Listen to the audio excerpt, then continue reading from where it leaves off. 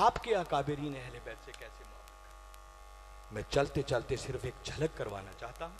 आप अक्सर व बेशतर एक दुआया रुबाई पढ़ते हैं और कहते हैं इलाही बहक के बनी फातिमा के बर कौले ईमा कुनी खातिमा अगर दावा तम रद कुनी वर कबूल मनो दस्त दामाने आले रसूल। ये जो आले रसूल की बात हो रही है, मालूम है ये किसने दुआया रुबाई कही है? ये किसी शिया ने नहीं, ये सादी शिराजी रहमतुल्लाहि ताला अलैहि ने लिखी है, जो कि सुन्नी भी हैं और हनफी भी हैं।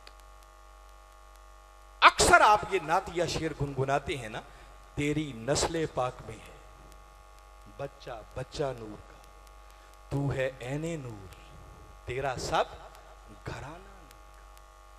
मालूम है ये किसने लिखा है? ये किसी शिया ने नहीं, सुन्नियों के इमाम आला हजरत मुजद्दिद दीन इमाम अहमद रजा खान बरेलवी रहमतुल्लाहि ताला अलैहि, जो कि सुन्नी भी हैं और हनफी। अक्सर आप एक शेर पढ़ते हैं, कत्ले हुसैन असल में मर्गे यजीद है, इस्लाम जिंदा होता है हर करबला के बाद। ये किसी शिया ने नहीं कहा, ये मौलाना मोहम्मद अली जौहर का शेर है, जो सुन्नी भी हैं और हनफी। सुन्नियों के इमाम, हनफियों के इमाम हकीम अल उम्मत अल्लामा इकबाल। क्योंकि मैं ज्यादा लंबा नहीं करना चाहता, मैं उनकी सिर्फ 8 मिसरे सैयदा कायनात की शान में और आपको बताऊं कि अहले बैत इकबाल अहले बैत की गुलामी में और उनकी मोहब्बत में किस तरह खुद को फना किया। इकबाल की शायरी को पढ़ें, वो अहले बैत की मोहब्बत से भरी पड़ी। तो मैं तो सिर्फ 2 मकामात से आपको सुना रहा हूं उनकी बात, ताकि आपको समझ आए कि आपके बड़ों का अहले बैत के साथ मोहब्बत का कैसा था। इकबाल कहते हैं मरियम अस यक निस्बते ईसा अजीज, कि लोगों हजरत मरियम अलैहिस्सलाम तो वो हैं कि जिनको सिर्फ एक निस्बत मिली कि वो ईसा अलैहिस्सलाम की मां ठहरी और वो जमाने में मुहतरम मुअस्सस बन गई, मगर कहते हैं आज से निस्बत हजरत ज़हरा अजीज। मगर कुर्बान जाए सैयदा कायनात तेरी शान पर कि मरियम अलैहिस्सलाम को मिलने वाली निस्बत से भी बड़ी बड़ी 3 निस्बतें तुझे मुझे। तो सैयदा कायनात की शान का आलम क्या हो?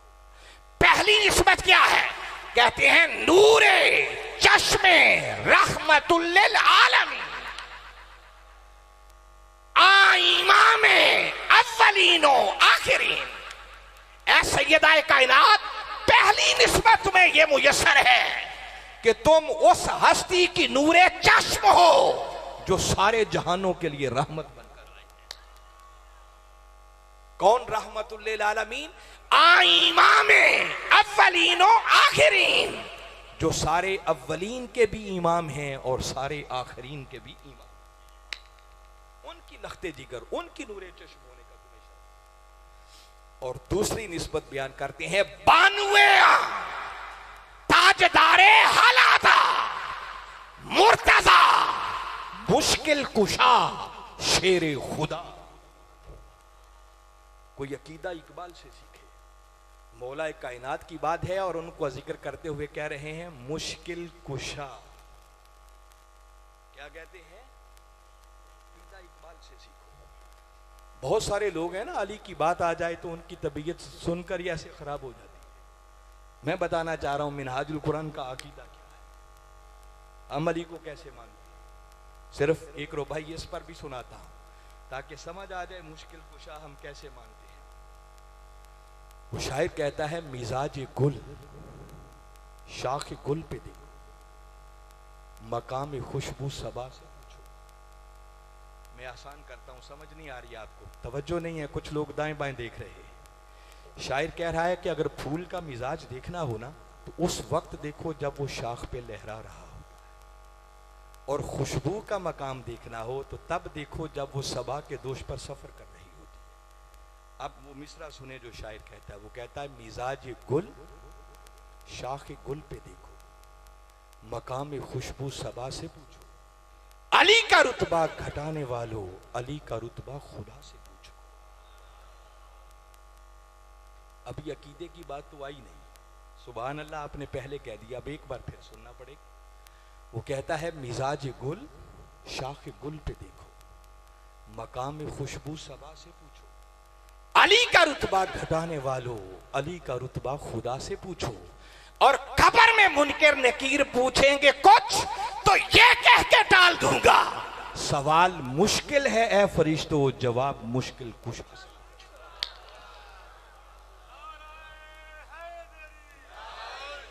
हम तो बाबा अली को यूं, आज वो मेरा मौजू नहीं है वरना अली की बात सुना। और इकबाल कहता है बानुए यहां ताजदारे हल आता, हल आता, ये लफ्ज आपकी समझ में नहीं आ रहा होगा, अक्सर उलमा तो सब कुछ जानते हैं, मैं तलबा के लिए बता रहा हूं। हल आता ये कुरान पाक का एक सूरा है, जिस सूरत का नाम सूरह हल आता भी है, उसे सूरह इंसान भी कहते हैं, उसे सूरह दहर भी कहते हैं। इस सूरत का आगाज हल अता से शुरू होता है। हल अता अलल इंसानी हीनुम मिनद दहरी लम यकुन शैय्यम मज़कूरा। ये कुरान पाक का वो सूरा है जो अली की शान और अहले बैत की शान में नाज़िल हुआ है। ये अलग एक मज़मून इश्क का है कि अहले बैत की शान कुरान सूरे में कैसे बयान है।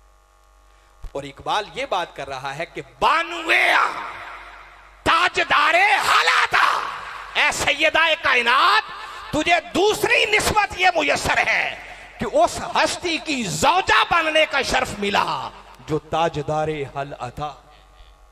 अल्लाह ने जिनके सर पर हल आता सूरह दहर का ताज, तुझे उस हुसैन की मां बनने का शर्फ मिला जो इश्क की दुनिया का मरकज़ो महवर है। मरकज़े परकारे इश्क, परकार देखी है कभी?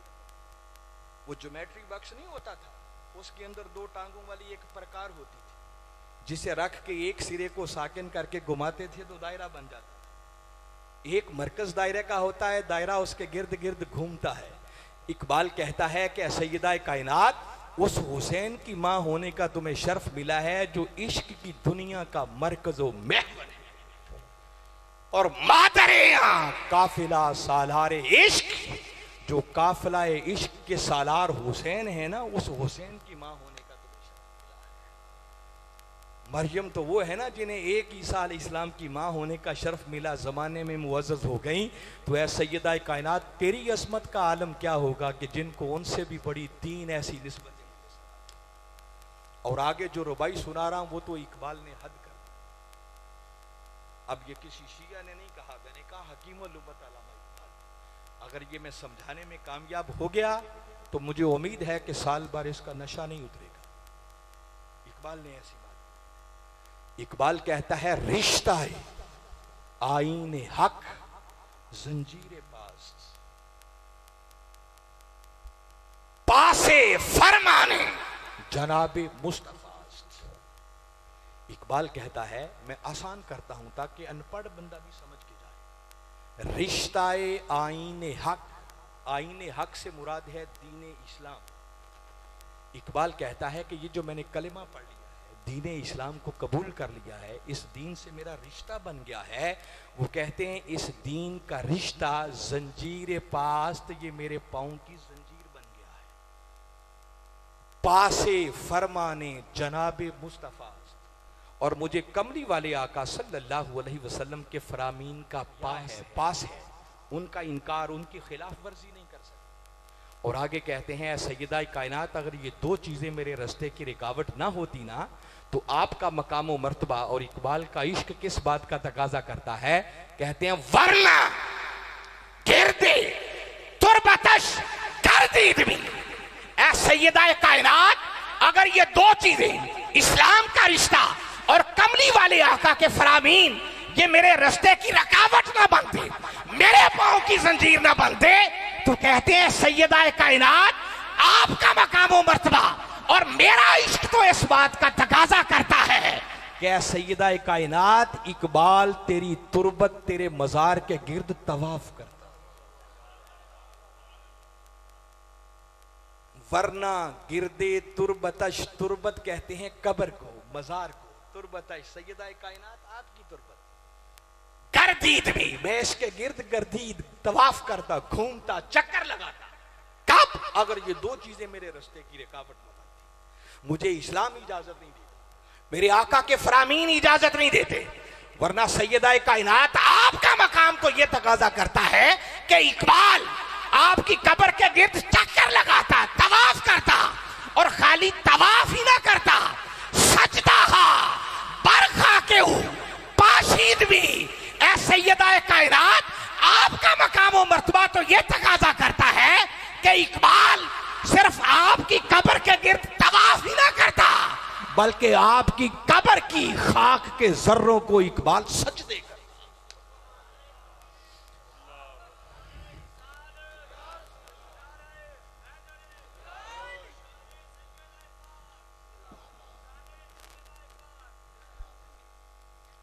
ये अब मैं किसी शिया की बात नहीं आपको समझ, आप समझें कि अहले बैत से मोहब्बत करना, उनकी अजमत की बात करना शिया लोगों का काम है। नहीं, मैंने आपके बड़ों का हाल सुनाया है। याद रखें, कोई बड़ा बन ही नहीं सकता जबकि वो पहले अहले बैत के दर का सग नहीं बनता है। अहले बैत के दर का गुलाम नहीं, इस गुलामी के बगैर, इस दर का सग बने बगैर कोई बड़ा बन ही नहीं सकता। बात को अपने मन की तख्तियों पर लिखी। और ये रुबाई मुझे बताएं किसी शिया ने कही है?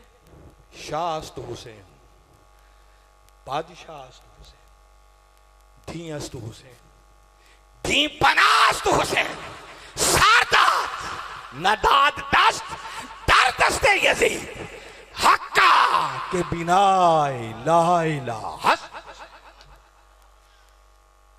ये ख्वाजा अजमेर, सुन्नियों के इमाम, चिश्तियों के इमाम, हम सब के इमाम, उन्होंने जो नवासा रसूल को खराज तहसीन पेश किया है ना, शायद ऐसा खराज तहसीन आज तक कोई माई का लाल शिया भी ना कर सका। और मैं कभी कभी सोचता हूं ख्वाजा अजमेर ने मामूली बात नहीं की है। वो कहते हैं हुसैन बादशाह है, और हुसैन बादशाह ही नहीं बल्कि हुसैन बादशाहों का भी बादशाह है। और अगले दो लफ्जों में तो हद कर दी है ख्वाजा। आगे फरमाते हैं दी अस्त हुसैन, लोगों हुसैन ने अपने नाना के दीन के लिए कुछ इस तरह से कुर्बानी दी है कि अब हुसैन सिर्फ एक शख्सियत का नाम नहीं है, दी अस्त हुसैन, बल्कि फरमा रहे हैं कि लोगों अब दीन हुसैन है और हुसैन दीन। हुसैन दीन से जुदा नहीं है, दीन हुसैन से जुदा।